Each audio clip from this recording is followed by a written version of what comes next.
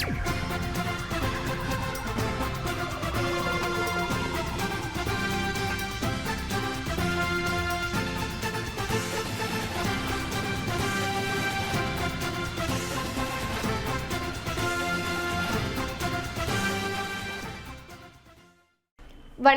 புதுச்சேரி மாநிலத்தில் நடைபெற்ற முக்கிய நிகழ்வுகளின் டைமண்ட் டிவியின் சிறப்பு தொகுப்பு.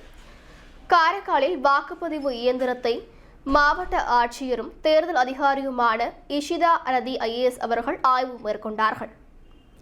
இந்திய தேர்தல் துறை மற்றும் காரைக்கால் மாவட்ட ஆட்சியர் மற்றும் மாவட்ட தேர்தல் அதிகாரி திருமதி இஷிதா ரதி IAS அவர்கள் அறிவுறுத்தலின்படி காரைக்கால் மாவட்டத்தில் உள்ள வாக்காளர்கள் வருகின்ற புதுச்சேரி சட்டமன்ற தேர்தல் 2026 வாக்குப்பதிவில் உள்ள சந்தேகத்தை நிறைவு செய்யும் விதமாக காரைக்கால் மாவட்டத்தில் காரைக்கால் மாவட்ட ஆட்சியர் அலுவலகம், TR பட்டினம் கொம்யூன் பஞ்சாயத்து, காரைக்கால் திருநள்ளாறு தாலுகா அலுவலகங்களில் வாக்குப்பதிவு இயந்திரம் பொதுமக்கள் மற்றும் புதிய வாக்காளர்கள் அறிந்து கொள்ளும் வகையில் வைக்கப்பட்டுள்ளது.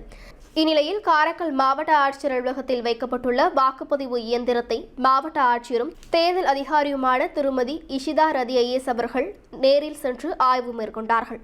தொடர்ந்து மாவட்ட ஆட்சியர் அவர்களும் வாக்குப்பதிவு இயந்திரத்தில் வாக்களித்து வாக்குப்பதிவு இயந்திரம் செயல்பாடு குறித்து சோதனை மேற்கொண்டார்கள். இந்த சட்டமன்ற தேர்தலில் புதிதாக வாக்களிக்க உள்ள வாக்காளர்களுக்கு எவ்வாறு வாக்களிக்க வேண்டும், வாக்களிப்பதன் அவசியம் குறித்து விழிப்புணர்வு ஏற்படுத்த வேண்டும் என அதிகாரிகளுக்கு ஆட்சியர் அவர்கள் அறிவுறுத்தினார்கள். இந்த ஆய்வின் போது துணை மாவட்ட தேர்தல் அதிகாரி திரு செந்தில்நாதன், துணை வாக்காளர் பதிவு அதிகாரி திரு பொய்யாதமூர்த்தி மற்றும் அதிகாரிகள் உடனிருந்தனர். மகா சிவராத்திரி விழா காரைக்காலில் 2 நாள் நிகழ்ச்சியாக தர்ம சிந்தனை சமிதி சார்பாக கொண்டாடப்பட்டது. பூஜ்ய ஸ்ரீ தயானந்த சரஸ்வதி சுவாமிகள் அருளாசிகளுடன் சுவாமி ஸ்ரீ ஜகத்தாத்மானந்த சரஸ்வதி அவர்கள் தலைமையில் இயங்கும் தர்ம சிந்தனை சமிதி நடத்தும் மகா சிவராத்திரி திருநாளில் சிவநாம அர்ச்சனை காரைக்காலில் சிறப்பாக நடைபெற்றது. மகா சிவராத்திரி திருநாளுக்கு முதல் நாள் காரைக்கால் சோமநாதர் ஆலய திருக்குளக்கரையில் மகாருத்ர யாகம் சுவாமி ஸ்ரீ ஜகத்தாத்மானந்த சரஸ்வதி அவர்கள் தலைமையில் சிறப்பாக நடைபெற்றது. தொடர்ந்து மகா சிவராத்திரி அன்று மாலை பிரதோஷ கால வேளையில் சுமார் 6000 பக்தர்கள் திருக்குளக்கரையில் கூடி சுவாமிஜியுடன் சிவ சகசநாத அர்ச்சனை செய்தனர். முன்னதாக மாலை 5 மணிக்கு தொடங்கிய நிகழ்ச்சி திருநள்ளார் தர்பானேஸ்வரர் ஆலய முதல்நிலை ஸ்தானிகர் திரு கோட்டீஸ்வர சிவாச்சாரியர்கள் அவர்கள் கணபதி பூஜை செய்து காசியிலிருந்து வரவழைக்கப்பட்ட சிவலிங்கத்திற்கு சிவ சகசிரநாம அர்ச்சனை செய்தார். அவரை பின்தொடர்ந்து அங்கு கூடியிருந்த 6000 பக்தர்களும் அவரவர்களுக்கு தர்ம சிந்தனை சமிதியால் வழங்கப்பட்ட பிருதிவி லிங்கத்திற்கு சிவ சகசிரநாம அர்ச்சனை பூஜை செய்தனர். பின்பு தர்ம சிந்தனை சமிதி தலைவர் சுவாமி ஸ்ரீ ஜகத்தாத்மானந்த சரஸ்வதி அவர்கள் அருளாசி உரை வழங்கினார். அதன் பின்பு ஸ்ரீ கோடீஸ்வர சிவாச்சாரியர் அவர்களும் சிவராத்திரி பற்றிய சொற்பொழிவை வழங்கினார். பின்பு 8 மணி அளவில் மகாதீபாராதனை செய்யப்பட்டு மகா சிவராத்திரி பூஜை இனிதே நிறைவடைந்தது. காரைக்கால் மாவட்ட தர்ம சிந்தனை சமிதி பொறுப்பாளர்கள் அனைவரும் இவ்விழாவினை சிறப்பாக ஏற்பாடு செய்திருந்தனர்.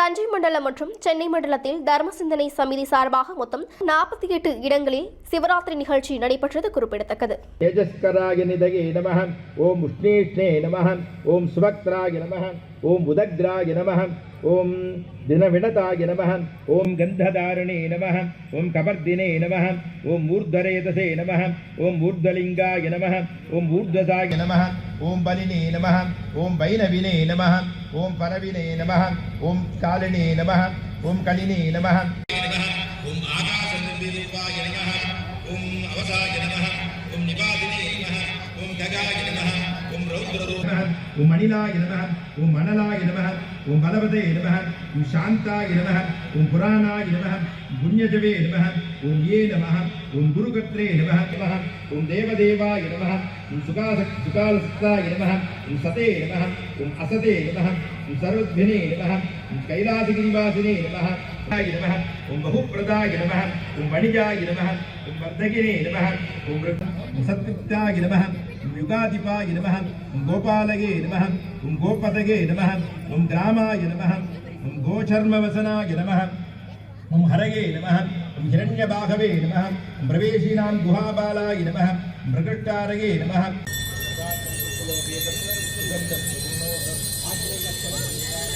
ரூபோயம் பிரதிகிருஷ்யதாம் பரமேஸ்வராய நமஹ. இந்த பூஜா பலன்களில்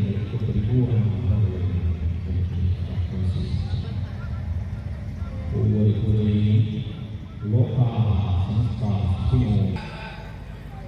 இதைவிட வேறு பாக்கியம் வேறில்லை.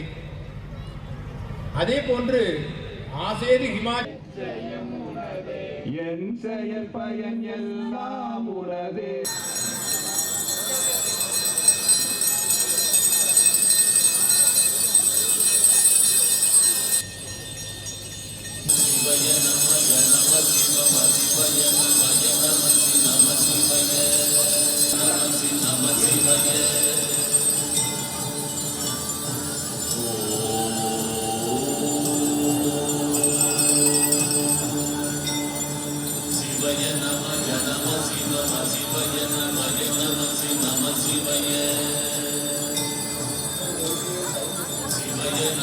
காரைக்காலில் 10 மற்றும் 12ஆம் வகுப்பிற்கான CBSE பொதுத் தேர்வு நடைபெறவுள்ள நிலையில் அதற்கான முன்னேற்பாடுகள் நடைபெற்று வருகிறது.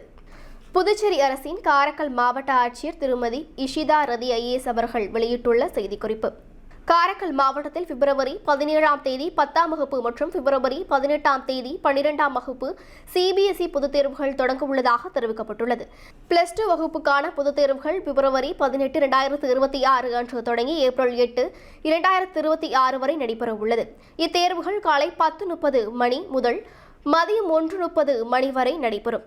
காரைக்கால் மாவட்ட அரசு பள்ளிகளில் இருந்து மொத்தம் 1229 மாணவர்கள் இத்தேர்வை எழுதுகின்றனர். 10ஆம் வகுப்புக்கான பொதுத் தேர்வுகள் பிப்ரவரி 17, 2026 முதல் மார்ச் 7, 2026 வரை நடைபெற உள்ளது. இத்தேர்வுகளும் காலை 10:30 மணி முதல் மதியம் 1:30 மணி வரை நடைபெறும். அரசு பள்ளிகளிலிருந்து மொத்தம் 1149 மாணவர்கள் இத்தேர்வில் பங்கேற்கின்றனர். தேர்வுகளை நடத்துவதற்காக காரைக்கால் பிராந்தியத்தில் பின்வரும் 7 மேல்நிலைப் பள்ளிகள் மற்றும் ஒரு உயர்நிலைப் பள்ளி தேர்வு மையங்களாக ஒதுக்கப்பட்டுள்ளன. அன்னைதரசா அரசு பெண்கள் மேல்நிலைப்பள்ளி காரைக்கால், அரசு பெண்கள் மேல்நிலைப்பள்ளி திருநள்ளார், PM ஸ்ரீ அரசு மேல்நிலைப்பள்ளி TR பட்டினம், அரசு பெண்கள் உயர்நிலைப்பள்ளி கோட்டிச்சேரி, தலைவர் பா. சண்முகம் அரசு மேல்நிலைப்பள்ளி தேனூர், PM ஸ்ரீ தந்தை பெரியார் அரசு மேல்நிலைப்பள்ளி கோவில்பத்து, அரசு மேல்நிலைப்பள்ளி நிரவி, வஉசி அரசு மேல்நிலைப்பள்ளி கோட்டிச்சேரி. நிர்வாக ஏற்பாடுகள். தேர்வுகள் சுமூகமாக நடைபெறுவதை உறுதி செய்ய கல்வித்துறையால் 8 முதன்மை கண்காணிப்பாளர்கள், 8 துணை முதன்மை கண்காணிப்பாளர்கள், 216 உதவி கண்காணிப்பாளர்கள் மற்றும் 8 தேர்வு பார்வையாளர்கள் நியமிக்கப்பட்டுள்ளனர். மாற்றுத்திறனாளி மாணவர்களுக்கான சலுகைகளாக 12ஆம் வகுப்பு கோட்டிச்சேரி வஉசி அரசு மேல்நிலைப்பள்ளியில் தேர்வு எழுதும் ஒரு மாற்றுத்திறனாளி மாணவருக்கு 1 மணி நேரம் கூடுதல் நேரம் வழங்க சென்னை மண்டல அதிகாரி உத்தரவிட்டுள்ளார். 10ஆம் வகுப்பில் மொத்தம் 3 மாற்றுத்திறனாளி மாணவர்களுக்கு PM ஸ்ரீ தந்தை பெரியார் அரசு மேல்நிலைப்பள்ளியில் 2 மாணவர்களும் மற்றும் நிரவி அரசு மேல்நிலைப்பள்ளியில் 1 மாணவரும் உதவியாளர் வசதியுடன் 1 மணி நேரம் கூடுதல் நேரம் வழங்கப்பட்டுள்ளது. காரைக்கால் மாவட்டம் சேத்தூர் கிராமத்தில் உள்ள ஸ்ரீ விக்னேஸ்வரா உயர்நிலைப் பள்ளியில் குறு பஞ்சகவ்யம் தயாரிக்கும் நடைமுறை பயிற்சி நடைபெற்றது. காரைக்கால் மாவட்டம் திருநள்ளாறு கொம்யூன் சேத்தூர் கிராமத்தில் உள்ள ஸ்ரீ விக்னேஸ்வரா உயர்நிலைப் பள்ளியில் குறு பஞ்சகவ்யம் தயாரிக்கும் நடைமுறை பயிற்சி விவசாயிகள் மற்றும் மாணவர்களுக்காக நடைபெற்றது. பண்டித ஜவஹர்லால் நேரு வேளாண் கல்லூரி மற்றும் ஆராய்ச்சி நிலையம் நடத்தி வரும் ஊரக வேளாண் பணி அனுபவ திட்டத்தின் பணியாற்றி வரும் மாணவர்கள் அக்கல்லூரியின் இணை பேராசிரியர் முனைவர் S. ஆனந்தகுமார் அவர்களின் மேற்பார்வையில் இப்பயிற்சியை நடத்தினர். இந்நிகழ்ச்சிக்கு டாக்டர் S. ஆனந்தகுமார் அவர்கள் தலைமை தாங்கி பேசுகையில், இந்திய ஒன்றிய அரசு ரசாயன உரங்கள் மற்றும் பூச்சிக்கொல்லிகள் பயன்பாட்டை குறைத்து பாரம்பரிய மற்றும் இயற்கை விவசாய முறைகளை பரப்புரை செய்ய பரம்பரக கிருஷி விகாஸ் யோஜனா மற்றும் தேசிய இயற்கை விவசாய உற்பத்தி திட்டங்களை செயல்படுத்தி வருகிறது. அத்திட்டத்தின் நோக்கங்களுக்கு பொருத்தமாக திரு ஜகத்குரு என்பவர் குறு பஞ்சகவ்யம் என்ற இயற்கை கரைசல் ஒன்றை கண்டுபிடித்தார். அந்த குறு பஞ்சகவ்யம் பல விவசாயிகளுக்கு ஆச்சரியமூட்டும் வகையில் பயன் அளித்ததாக அவர்களின் அனுபவங்கள் தெரிவிக்கின்றன. அதனால் 1 லிட்டர் சுமார் 100 ரூபாய் வரை அது விற்பனை ஆகிறது. ஆனால் தற்சார்பு கருதி விவசாயிகள் தாமே பயிற்சி பெற்று அதை உற்பத்தி செய்து பயனடைய இந்த பயிற்சி ஒரு அரிய வாய்ப்பு என்றார். 4ஆம் ஆண்டு இளங்கலை பட்டப்படிப்பு பயிலும் 15 மாணவர்கள் மற்றும் 17 மாணவிகள் கலந்து கொண்டு பயன்பெற்றனர்.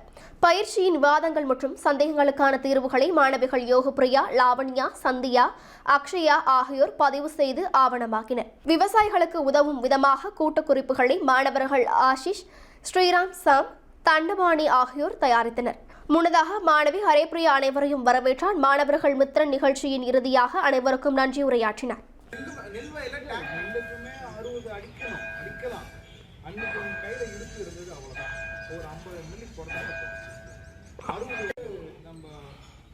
வந்துட்டு அந்த குச்சை நீங்க கழுவி வச்சுக்கணும். கழுவி வைக்கணும். அதுக்கு அடுத்து தான் மறுபடியும் பயன்படுத்தணும். மகா சிவராத்திரியை முன்னிட்டு உலக பிரசித்தி பெற்ற ஸ்ரீ தர்பாரேஸ்வரர் தேவஸ்தானத்தில் நாட்டியாஞ்சலி விழாவில் 200க்கும் மேற்பட்ட பரத கலைஞர்கள் பங்கேற்றனர். புதுச்சேரி மாநிலம் காரைக்கால் அடுத்த திருநள்ளாறில் அமைந்துள்ள புகழ்பெற்ற ஸ்ரீ தர்பாரேஸ்வரர் தேவஸ்தானம் ஸ்ரீ சனீஸ்வர பகவான் ஆலயத்தில் மகா சிவராத்திரியை முன்னிட்டு 21வது ஆண்டு நாட்டியாஞ்சலி விழா கடந்த 13ஆம் தேதி தொடங்கியது.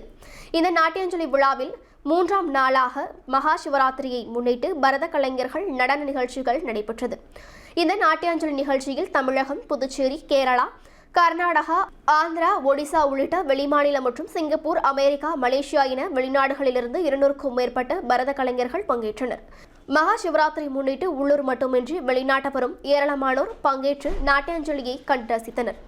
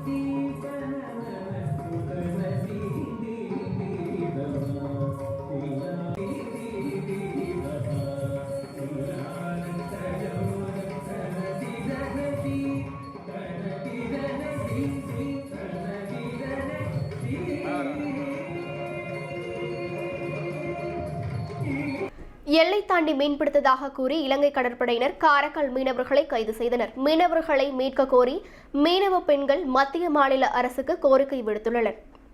புதுச்சேரி மாநிலம் காரைக்காலை அடுத்த கிளிஞ்சல்மேடு மற்றும் காசாக்குடிமேடு ஆகிய 2 மீனவ கிராமத்தை சேர்ந்த 2 விசைப்படகில் காரைக்கால் மீன்பிடி துறைமுகத்திலிருந்து மீனவர்கள் மீன்பிடிக்க கடலுக்கு சென்றனர். இதில் கிளிஞ்சல்மேடு பகுதியில் இருந்து ஜெகநாதன் என்பவருக்கு சொந்தமான விசைப்படகில் காரைக்கால், நாகப்பட்டினம், மயிலாடுதுறை மாவட்டங்களைச் சேர்ந்த 14 மீனவர்கள் கடலுக்கு மீன்பிடிக்க சென்றனர். இதேபோல் காசாக்குடிமேடு பகுதியைச் சேர்ந்த வைத்தியநாதனுக்கு சொந்தமான விசைப்படகில் கடந்த 12ஆம் தேதி மீன்பிடிக்க சென்ற காரைக்கால், நாகப்பட்டினம், மயிலாடுதுறை சேர்ந்த 11 மீனவர்கள் சென்றுள்ளனர். இந்த 2 விசைப்படகுகளிலும் 25 மீனவர்கள் வழக்கம் போல் கோடியக்கரைக்கு தென்கிழக்கு பகுதியில் மீன்பிடித்துக் கொண்டிருந்தனர். அப்பொழுது நள்ளிரவில் அங்கு வந்த இலங்கை கடற்படையினர் முல்லைத்தீவு கடற்படையில் எல்லை தாண்டி மீன்பிடித்ததாக கூறி மீனவர்களின் 2 விசைப்படகுகளையும் சுற்றி வளைத்தனர். மேலும் 2 படகில் இருந்த 25 மீனவர்களையும் இலங்கை கடற்படையினர் கைது செய்தனர். இந்த நிலையில் காரைக்கால் மீனவர்களை 2 படகுகளுடன் கைது செய்யப்பட்ட சம்பவம் கிளிஞ்சல்மேடு மற்றும் காசாக்குடிமேடு 2 மீனவ கிராமங்களிலும் சோகத்தை ஏற்படுத்தியுள்ளது. மேலும் மீனவர்களின் உறவினர்கள் மீனவர்களையும் படகையும் விடுவிக்குமாறு கண்ணீர் மல்க மத்திய மற்றும் மாநில அரசுக்கு கோரிக்கை விடுத்துள்ளனர். படகு மற்றும் மீனவர்களை மீட்காவிட்டால் குடும்பத்துடன் தற்கொலை செய்து கொள்ளப்போவதாகவும் வரும் தேர்தலை ஒட்டுமொத்த காரைக்கால் மீனவர்களும் புறக்கணிக்கப்படுவதாகவும் கைது செய்யப்பட்ட மீனவர்களின் உறவினர்கள் எச்சரிக்கை விடுத்தனர்.